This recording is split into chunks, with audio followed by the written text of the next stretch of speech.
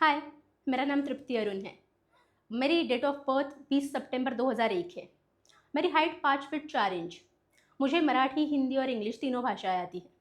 मैं डोंबिवली ठाणा यहाँ से रहने वाली हूँ। मेरा एक्सपीरियंस 6 साल का है। मैंने मराठी थिएटर किया है। उसमें भी मैंने ललित कला केंद्र पुणे यहाँ से एमए इन थिएटर का कोर्स कंप्लीट किया है।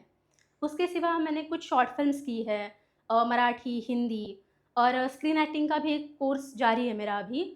और निर्लज्ज नाम का एक नाटक है मराठी, जिसका अनुवाद मैंने किया है। ओरिजिनल राइटर सुनील सहगल है, वो बदतमीज़ नाम से है। तो वो अभी मैं कर रही हूँ फ़िलहाल। और सीरियल्स में थोड़ा बहुत काम किया है। उसके सिवा हॉबीज़ बहुत सारी है, मतलब पढ़ना पसंद है और लिखना भी पसंद है। पोएट्री रिसाइटिंग करती हूँ।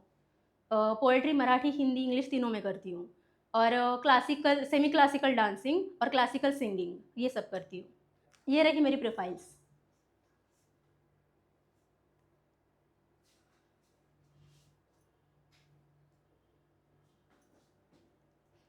Thank you.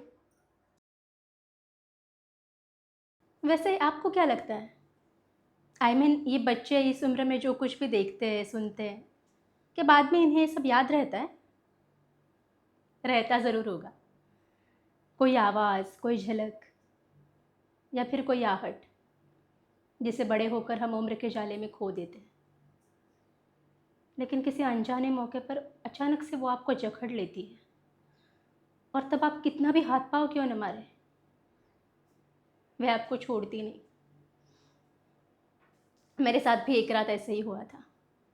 हम दोनों सो रहे थे और अचानक से मुझे एक अजीब सा खटका सुनाई दिया। बिल्कुल वैसे ही जैसे बचपन में मैं अपने अकेले कमरे में हड़बड़ा कर जाग उठती थी, और सहसा ये भ्रम होता था कि बाजू के कमरे में मम्मी डैडी नहीं है और आज के बाद मैं उन्हें कभी नहीं देख सकूंगी।